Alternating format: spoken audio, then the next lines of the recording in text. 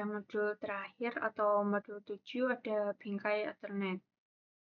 Pada poin 1.1 ada enkapsulasi Ethernet. Modul ini dimulai dengan diskusi tentang teknologi Ethernet termasuk penjelasan tentang sublapisan MAC dan bidang bingkai Ethernet. Ethernet merupakan salah satu dari dua teknologi LAN yang digunakan saat ini. Yang lainnya adalah LAN nirkabel. Ethernet menggunakan komunikasi kabel termasuk kabel twisted pair, sambungan serat optik, dan kabel koaksial. Ethernet beroperasi pada lapisan tautan data dan lapisan fisik. Lanjut, ada sublapisan tautan data. Protokol IEEE 802 LAN atau MAN termasuk Ethernet. Menggunakan dua sublapisan terpisah dan lapisan tautan data berikut untuk beroperasi. Sublapisan tersebut adalah logical link control dan media access control, seperti yang ditunjukkan pada gambar berikut. LLC dan MAC memiliki peran berikut di lapisan tautan data, yaitu sublapisan LCC. Ini berkomunikasi antara perangkat lunak dan jaringan di lapisan atas dan perangkat keras perangkat di lapisan bawah. Sublapisan MAC diimplementasikan dalam perangkat keras dan bertanggung jawab atas enkapsulasi data dan kontrol akses media.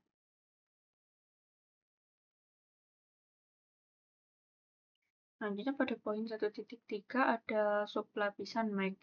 Sublapisan MAC bertanggung jawab atas enkapsulasi data dan mengakses media. Enkapsulasi data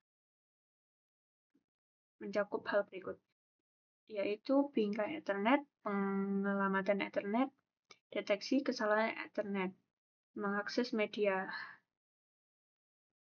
Seperti yang ditunjukkan pada gambar, sublapisan MAC IEEE 802.3 mencakup spesifikasi untuk berbagai standar komunikasi Ethernet melalui berbagai jenis media termasuk tembaga dan serat.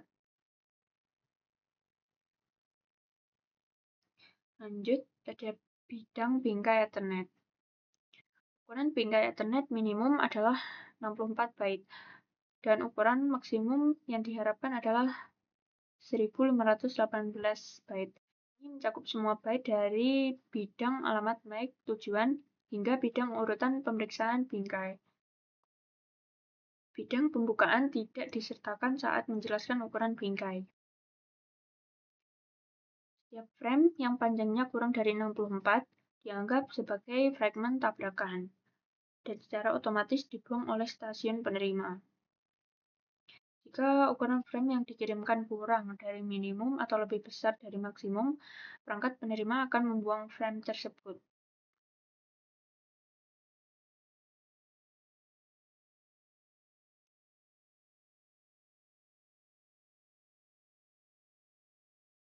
Lanjut, pada poin 2.1 ada alamat MAC dan heksadesimal. Dalam jaringan, alamat IPv4 direpresentasikan menggunakan sistem bilangan desimal basis 10 dan sistem bilangan biner basis 2.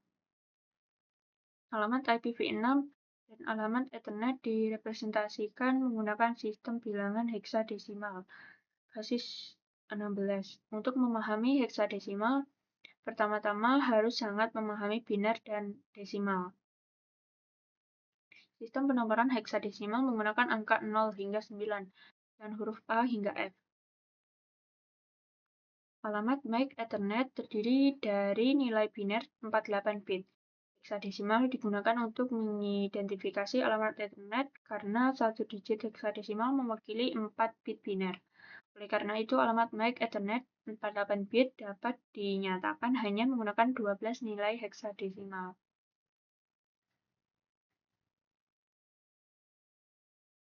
Lanjut, ada alamat MAC Ethernet.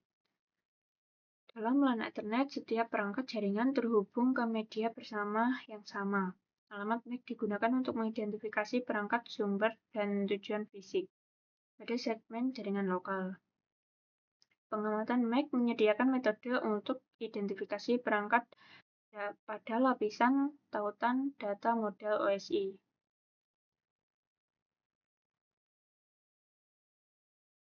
Lanjut ada pemrograman bingkai. Terkadang alamat MAC disebut sebagai alamat burn-in, karena alamat tersebut dikodekan secara permanen ke dalam memori hanya baca. Pada NIC ini terjadi bahwa alamat tersebut dikodekan ke dalam chip ROM secara permanen. Saat komputer dinyalakan, NIC menyalin alamat MAC dan dari ROM ke RAM. Saat perangkat meneruskan pesan ke jaringan Ethernet, header Ethernet menyatakan hal berikut, yaitu alamat MAC sumber dan alamat MAC tujuan.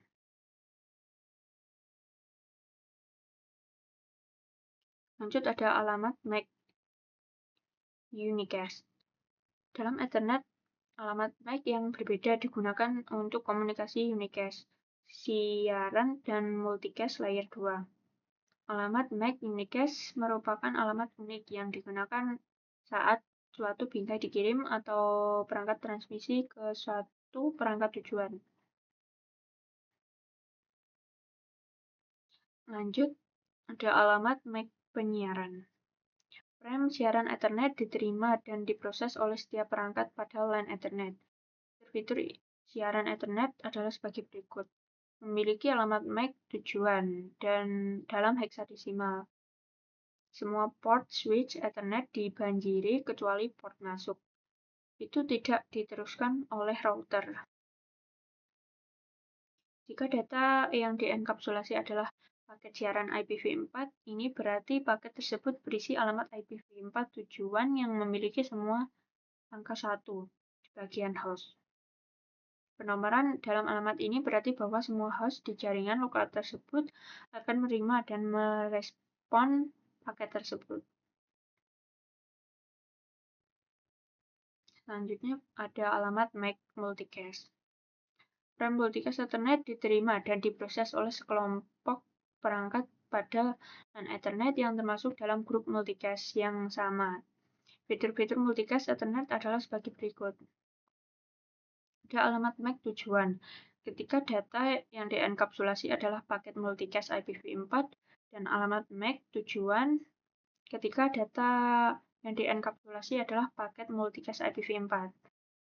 Ada alamat MAC tujuan multicast yang dicadangkan lainnya saat data yang dienkapsulasi bukan IP, seperti Spanning Tree Protocol dan Link Layer Discovery Protocol.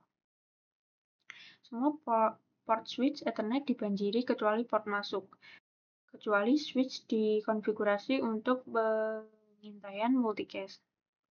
Paket tersebut tidak diteruskan oleh router, kecuali router dikonfigurasikan untuk merutekan paket multicast.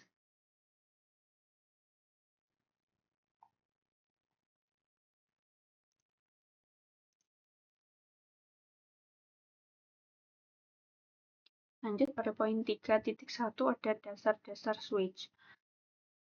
Sekarang setelah mengetahui semua tentang alamat MAC Ethernet, sekarang saatnya untuk membahas tentang bagaimana sebuah switch menggunakan alamat ini untuk meneruskan frame ke perangkat lain di jaringan. Jika sebuah switch hanya meneruskan setiap frame yang diterimanya melalui semua port, jaringan Anda akan sangat padat, sehingga memungkinkan besar akan berhenti total. Switch Ethernet Layer 2 menggunakan alamat MAC Layer 2 untuk membuat keputusan penerusan. Switch sama sekali tidak menyadari data protokol yang dibawa dalam bagian data frame, seperti paket IPv4, pesan ARP, atau paket IPv6 ND. Switch membuat keputusan penerusannya hanya berdasarkan alamat MAC Ethernet Layer 2.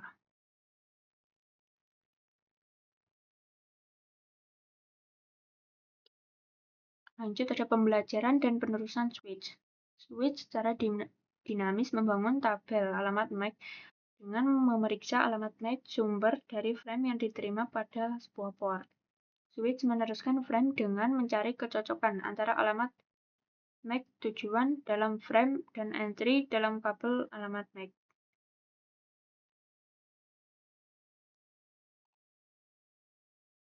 Lanjut, ada memfilter bingkai.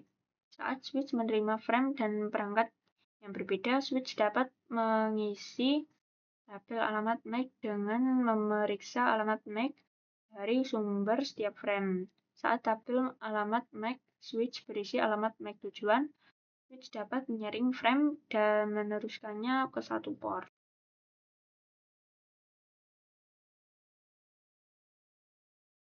Lanjut, ada tabel alamat MAC pada switch yang terhubung. Sebuah switch dapat memiliki beberapa alamat MAC yang dikaitkan dengan satu port. Hal ini umum terjadi saat switch terhubung ke switch lain. Switch akan memiliki entry kabel alamat MAC terpisah untuk setiap frame yang diterima dengan alamat MAC sumber yang berbeda. Selanjutnya ada mengirim frame ke default gateway. Bila perangkat memiliki alamat IP yang berada di jaringan jarak jauh, frame Ethernet tidak dapat dikirim langsung ke perangkat tujuan. Sebaliknya, frame Ethernet dikirim ke alamat MAC gateway default router.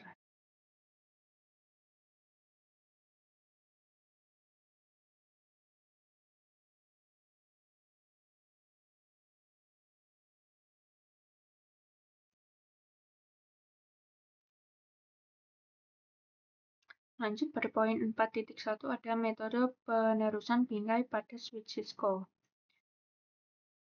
Switch menggunakan tabel alamat MAC untuk menentukan port mana yang akan digunakan untuk meneruskan frame. Dengan switch Cisco, sebenarnya ada dua metode penerusan frame dan ada alasan bagus untuk menggunakan salah satunya, tergantung pada situasinya.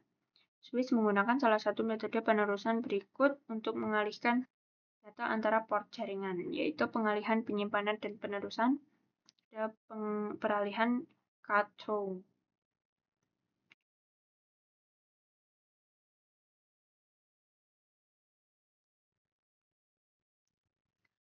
Lanjut ada peralihan cut-through.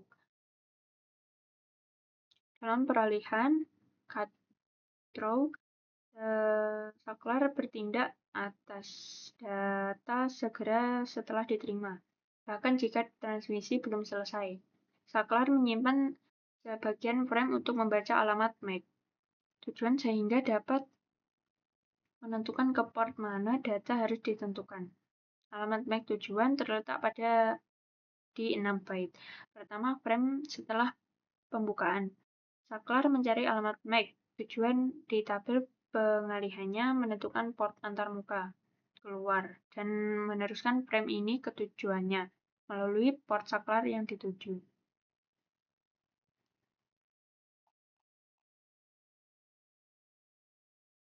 Selanjutnya ada buffering memori pada switch.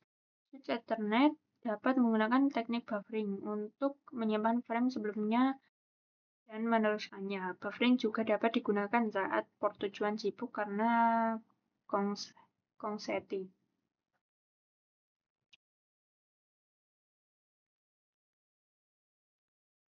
Lanjut ada pengaturan duplex dan kecepatan. Dua pengaturan paling dasar pada switch adalah pengaturan bandwidth dan duplex untuk setiap port switch. Sangat penting bahwa pengaturan duplex dan bandwidth cocok antara port switch dan perangkat yang terhubung seperti komputer atau switch lain. Ada dua jenis pengaturan duplex yang digunakan untuk komunikasi pada jaringan Ethernet, yaitu duplex penuh dan setengah duplex. Lanjut ada MDIX otomatis. Koneksi antar perangkat dulunya memerlukan penggunaan kabel crossover atau straight run. Jenis kabel yang diperlukan bergantung pada jenis perangkat yang saling terhubung.